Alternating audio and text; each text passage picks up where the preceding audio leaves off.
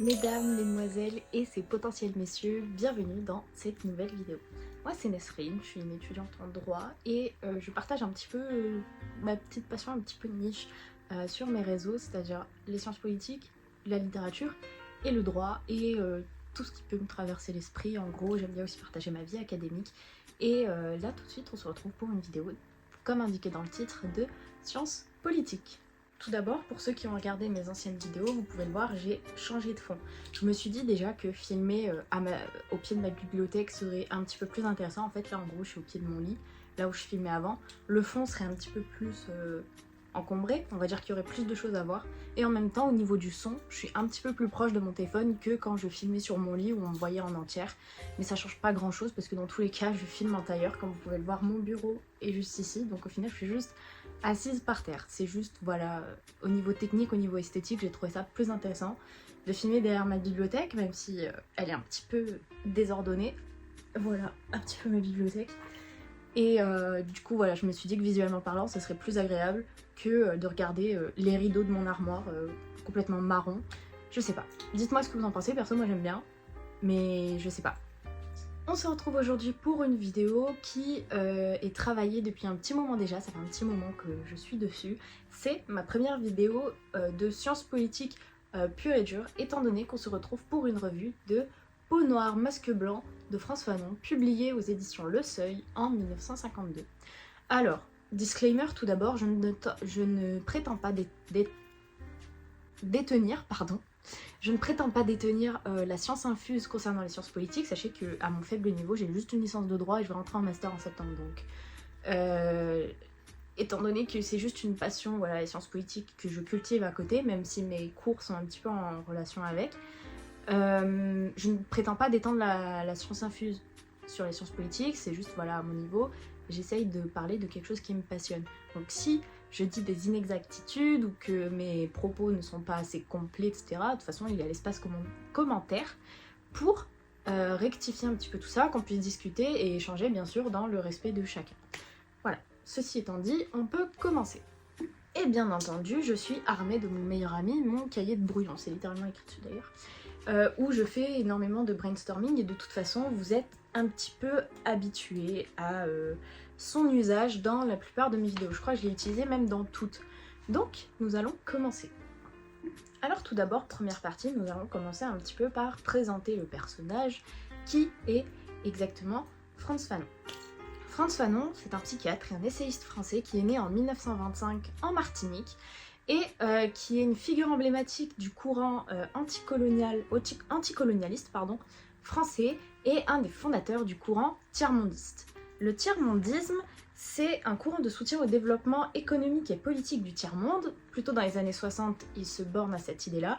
Et dans les années 70, il va évoluer en un courant qui milite pour la reconnaissance de la responsabilité occidentale dans la pauvreté des pays qui constituent ce qu'on appelait alors le tiers-monde, sans connotation péjorative à l'époque. C'était en gros le tiers-monde, si vous voulez une petite explication historique, c'était pendant la guerre froide, c'était les pays qui n'étaient ni alignés avec le courant capitaliste des États-Unis ni avec le courant communiste des Russes. C'était, voilà, ce qu'on appelait le tiers-monde, donc la troisième partie de cette guerre froide. Et ce qui est devenu ensuite un terme péjoratif pour désigner les pays en développement. Parce que la plupart de ces pays étaient issus de la décolonisation et qu'ils étaient en situation économique moins intense, on va dire, que les deux blocs. Voilà d'où vient le tiers-monde. Pour en revenir du coup à nos petits oignons, en 1943, Frantz Fanon rejoint l'armée française de libération avec des idéaux qu'on a tous appris à l'école, de liberté, d'égalité et de fraternité, mais il va être confronté à sa première confrontation raciste, en fait sa première expérience raciste qui va faire déchanter un petit peu ses visions idéales, enfin les visions qui l'ont poussé à s'intégrer dans l'armée. Ensuite, il est envoyé à Alger où il va faire une première étude de la société coloniale. En 1945, Frantz Fanon passe son bac en Martinique, puis il suit des études de psychologie puis de psychiatrie en France métropolitaine. Enfin, en 1951, il soutient sa thèse à Lyon, et on va s'arrêter là étant donné que Peau noire, masque blanc est publié en 1952, donc l'année qui suit sa thèse. Pour plus d'explications sur sa biographie, je vous renvoie du coup à la vidéo complète qui est sortie par Histoire Crépue à l'occasion de la sortie du film il y a quelques mois. Je ne l'ai pas vu, j'aimerais bien le voir un jour si l'occasion me permet, mais pour l'instant du coup on va se baser sur le bouquin en lui-même et pas forcément sur la vie de Frantz Fanon. Aussi, petit disclaimer, je ne l'ai pas rajouté, mais Frantz Fanon va parler de l'expérience noire, étant donné qu'à ce moment-là, il n'a pas encore exercé en Algérie, et qu'il ne va pas parler des Algériens, il va vraiment parler de son expérience à lui, et de ses études psychologiques, bien entendu, en tant que homme noir, homme martiniquais, vivant en France métropolitaine, ou ayant vécu en France métropolitaine. Voilà. En gros, la synthèse globale que j'ai pu faire de ce livre, c'est que Frantz Fanon, à travers du coup cette étude, donc Peau noire, masque blanc, vous voyez un petit peu le titre vers quoi il va nous mener, Frantz Fanon cherche à analyser la construction des identités noires et blanches et la dynamique de domination entre les deux. Parce qu'on ne peut pas simplement parler de rapport, étant donné que les identités noires et blanches n'ont jamais été posées sur un pied d'égalité. Donc il faut bien souligner ce rapport de domination entre les identités noires et les identités blanches. La domination venant des identités blanches. Alors je vais vous mettre les chapitres juste ici. Il va traiter, il me semble, de 7 problématiques. Oui, c'est ça. 7 problématiques qui sont listées juste ici et dont je vais vous faire un petit résumé. Tout d'abord, dans Le noir et le langage, il va émettre l'idée selon laquelle la langue véhicule un set de paramètres inconscients et culturels prédéterminés, et il va donc analyser la colonisation linguistique par le biais de ce qu'on appelle le petit n. Je vais vous mettre le terme juste ici, je ne peux pas le prononcer pour des raisons de censure, de politiquement correct, on va dire. Le petit n, en gros, c'est un set, c'est une version du français assez amoché, on va dire, assez rendu simplifié, que les Français, du coup, ont appris à leur colonie pour qu'ils puissent communiquer, du coup, dans la langue du dominant sans pour autant avoir tous les sets, on va dire, tous les paramètres de construction de phrases correctes en français. C'est-à-dire, je ne sais pas si j'étais assez claire, mais je vais vous donner un exemple. Au lieu de dire j'ai envie de manger, on va apprendre du coup aux colonisés à dire moi vouloir manger. Ça, c'est du petit n. Et ce rapport de domination, Frantz Fanon va l'expliquer dans son livre, c'est que les Français vont apprendre le petit n aux colonies et ensuite reprocher aux colonisés de ne pas savoir parler le vrai français, sachant qu'ils ne l'ont jamais appris. C'est son premier argument. Ensuite, le deuxième chapitre s'appelle « La femme de couleur et le blanc ». Il va partir du postulat qu'une femme noire voit à travers la couleur de peau de son époux, donc allant du noir au blanc, la garantie ou non de son ascension sociale, puisque ça dépend si elle se marie encore une fois avec un noir ou un blanc. Et épouser un blanc lui offre donc les clés d'ouverture du monde blanc. Je vais vous mettre une citation que j'ai trouvée très intéressante ici. Je ne l'ai pas sous les yeux, je ne l'ai pas écrite, mais Frantz Fanon disait que ce n'est pas un souci de préservation, on va dire, de son milieu d'origine, mais un réel souci d'ascension sociale, qui va expliquer pourquoi les femmes noires vont voir d'un œil plus mauvais les hommes noirs, les hommes de leur propre communauté, que les hommes blancs. Pour le troisième chapitre, l'homme de couleur et la blanche, Frantz Fanon va d'abord sortir un petit peu de son propos initial, parce qu'il est vrai, on pourrait croire à une nouvelle dynamique, une nouvelle analyse des dynamiques entre les identités d'un homme noir et d'une femme blanche, mais ce n'est pas tout à fait ça. Frantz Fanon va vraiment analyser les dynamiques, on va dire, de domination entre les identités noires et les identités blanches à travers un homme martiniquais instruit en France métropolitaine. Donc là, en gros, il va un petit peu plus parler de son expérience.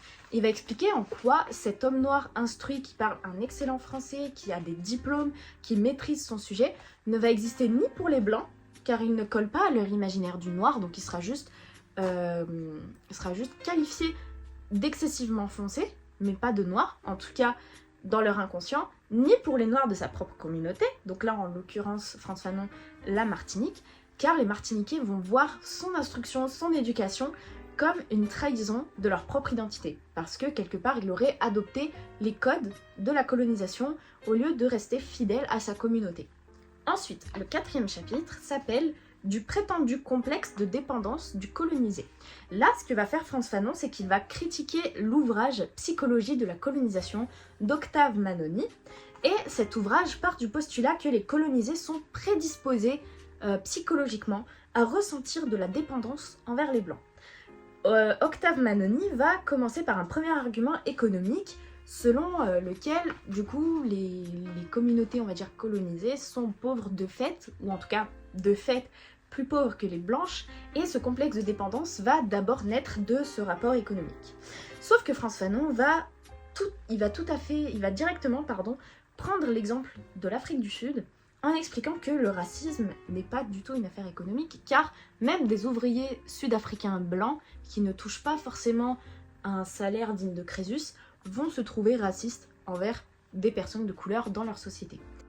Salut à tous, ici la Nesrine du montage. En fait, je me suis trompée, ce n'est pas Frantz Fanon qui explique que le racisme ne vient pas forcément de l'économie, c'est bel et bien Octave Manoni que Frantz Fanon va appuyer ensuite. Voilà, je suis désolée, je m'excuse pour cette interruption, et il va ensuite soutenir son argumentaire avec ce que je vais vous raconter jusqu'ensuite. Voilà, bon visionnage et désolée pour l'interruption. Il va partir de l'idée selon laquelle le racisme cherche sa légitimité dans, et je cite, un décret biblique, car le racisme, la définition du racisme, touche directement la condition de l'homme. Les personnes racisées, et encore plus pendant la colonisation, ne sont pas considérées comme des hommes, ou alors pas comme des hommes, c'est-à-dire des êtres humains, au même titre que les blancs. Donc du coup, le décret biblique va, en gros ça va être une instrumentalisation de la religion chrétienne, soyons clairs, va définir qui est un homme et qui est moins digne d'être un homme, et c'est là que le racisme trouve sa réelle origine. Ensuite, et là il va beaucoup plus analyser le postulat principal, donc la prédisposition à la dépendance. Selon Octave Manoni, elle viendrait de caractéristiques tribales. C'est-à-dire que le blanc, qui serait vu comme pur, serait valorisé chez les tribus, et donc quand les blancs sont arrivés dans les colonies, les colonisés ont directement vu la valeur de ce dont ils vénéraient. Enfin, j'ai pas exactement compris le propos, mais voilà, ils verraient la valeur de ce dont ils vénéraient sous leurs yeux, et donc du coup ils sont prédisposés à en être dépendants parce que c'est ce qu'ils ont vénéré. Sauf que Frantz Fanon va analyser le fait que les comportements des personnes colonisées et des colons qui sont liés justement à la colonisation ne s'ajoutent à rien de déjà connu dans ces tribus. Et la dépendance est obtenue par d'autres facteurs, donc comme je l'ai dit, l'assujettissement et l'appauvrissement économique, et la légitimation par le Christ et la langue, comme nous l'avons vu du coup dans le premier chapitre, le noir et le langage. Cette dépendance va provoquer une déstructuration dans la psyché, car on va imposer des comportements qui n'existaient pas avant, donc ça va jouer dans l'inconscient collectif, et le noir n'existe alors plus que dans son altérité avec le blanc. Parce que c'est vrai, dans les communautés noires, ou alors dans les communautés colonisées, et je pense que beaucoup de personnes l'ont remarqué quand elles vont en vacances dans leur pays d'origine, les colonisés n'ont conscience, enfin les personnes racisées n'ont conscience d'être racisées que lorsqu'elles subissent du racisme. Et là, c'est exactement ça. Le noir, maintenant qu'il est pris au piège dans ce racisme, dans cette colonisation qui l'assujettit, il va prendre conscience qu'il est noir, car il n'est pas comme le blanc. Et c'est ce que Frantz Fanon va démontrer globalement. 5e chapitre, et donc là on revient un petit peu sur le 3e chapitre que je vous ai expliqué, mais de façon un petit peu plus objective. Le 5e chapitre s'appelle l'expérience vécue du noir. Donc là, il va analyser l'essentialisation du noir en lui-même, sans cesse ramené à sa couleur de peau, peu importe qui il est et ce qu'il accomplit. Il y a une citation que je vais vous dire tout à l'heure qui le démontre parfaitement. L'identité noire, ce dont je vous ai parlé tout à l'heure, devient un imaginaire collectif sur qui la personne noire en face de nous devrait être et qui lui est alors imposé. Il va expliquer d'ailleurs que, là c'est une citation, les R à peau claire en sont venus à mépriser les R à peau sombre, et celles-ci se refusent à consentir plus longtemps à la condition effacée qu'on entend leur imposer. Ensuite, bon là c'est le chapitre où j'ai mis un petit peu de temps à comprendre, parce que voilà, je n'ai jamais fait d'études de psycho, donc si des personnes ont lu le livre, sont des spécialisés en psycho et ont compris, je veux bien quelques éclaircissements. Je vais vous raconter d'abord ce que j'ai compris, et s'il y a des choses sur lesquelles je me trompe, bien entendu, l'espace commentaire est à vous. Le chapitre s'appelle Le N et la psychopathologie. Et donc du coup là on retrouve le cœur de sa thèse et de ses études.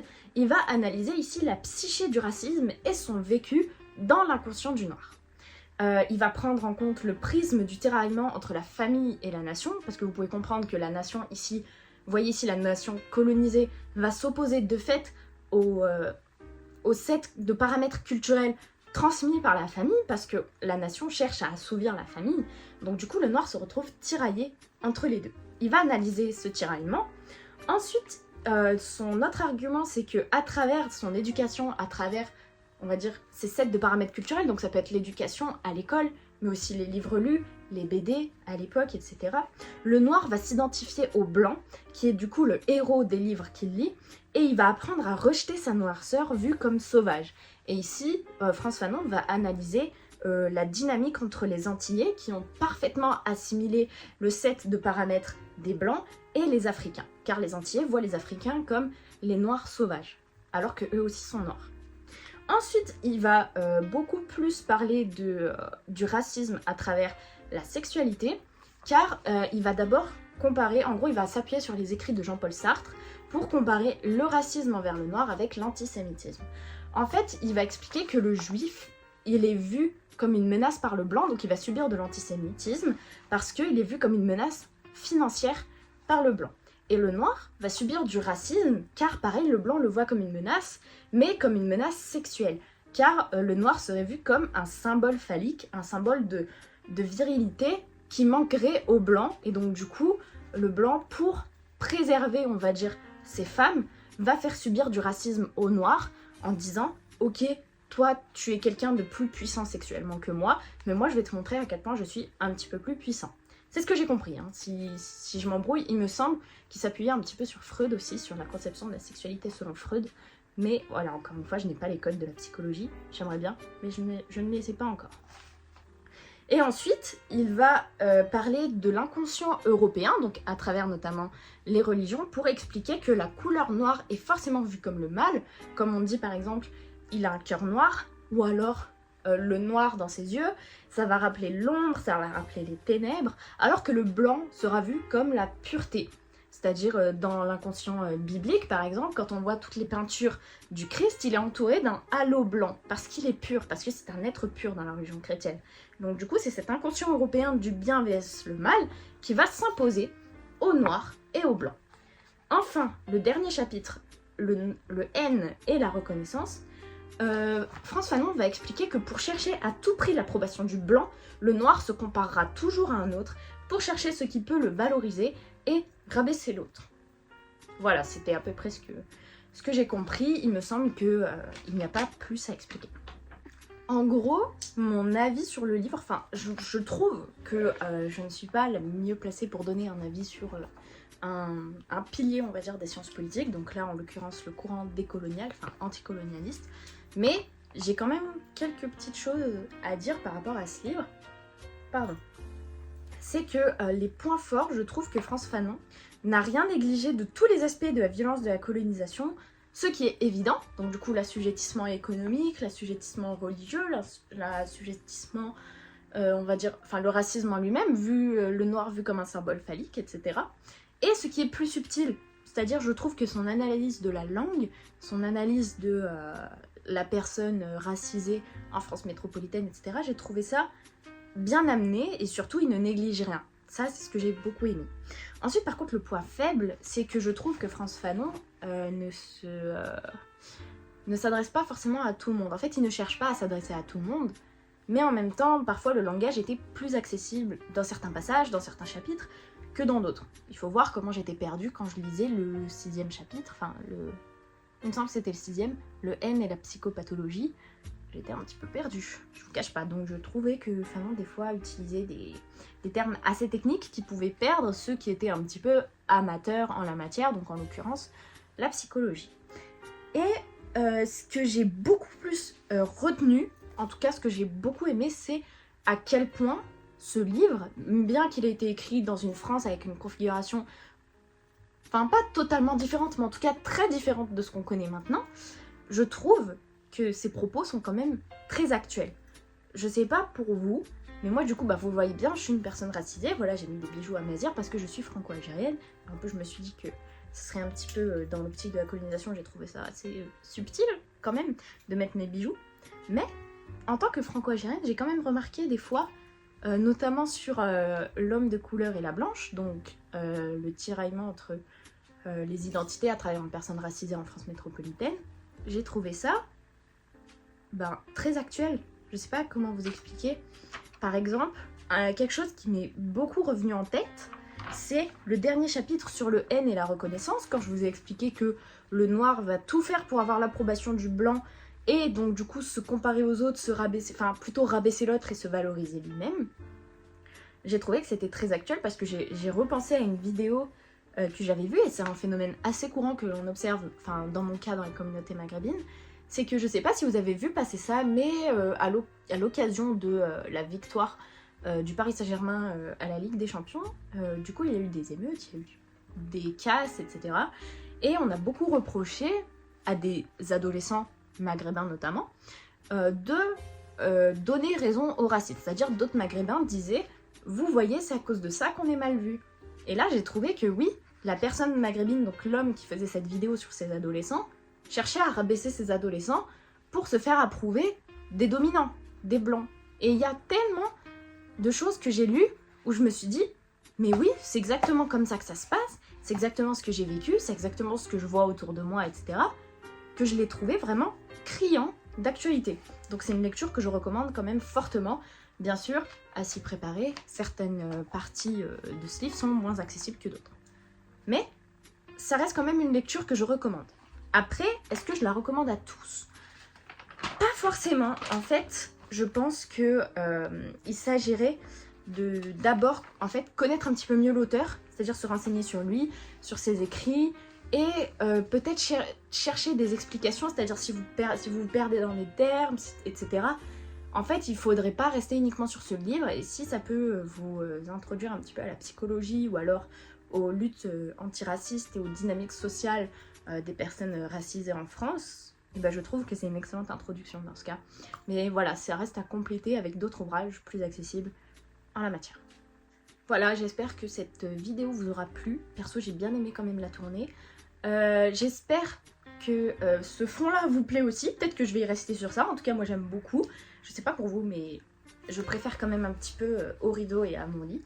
Mais pour en revenir du coup à Frantz Fanon, si vous l'avez lu, n'hésitez pas à me dire ce que vous en avez pensé. En l'occurrence, je n'ai pas vu le film, mais ce serait un plaisir de voir si ceux qui l'ont vu, les propos que j'ai tenus dans cette vidéo concordent avec ce que vous avez vu, étant donné que j'ai entendu dire comme quoi c'était une excellente éloge à son travail et à ses combats. Donc n'hésitez pas à me dire un petit peu tout ça. Et j'espère en tout cas que cette vidéo vous aura plu et que je pourrai continuer comme ça de vous introduire à différents textes en sciences politiques. Et j'espère quelque part aussi vous transmettre un petit peu ma passion, parce que ça reste quelque chose de très important de s'informer en politique à l'heure actuelle. Et sur ce, je vous dis à très vite dans une nouvelle vidéo. Et je suis désolée aussi pour le temps que je mets à sortir des vidéos. C'est que c'est assez compliqué de jongler entre vie perso, pour le coup je travaille cet été, et j'ai ma famille, et trouver le temps de filmer des vidéos aussi. Mais je fais de mon mieux et je continuerai quand même de vous sortir des vidéos, même si elles restent espacées, et j'espère que mon travail, vous le trouvez quand même de qualité, sinon je pense que vous ne serez pas abonné. Et en tout cas, je vous souhaite une excellente journée et je vous dis à très vite dans une nouvelle vidéo.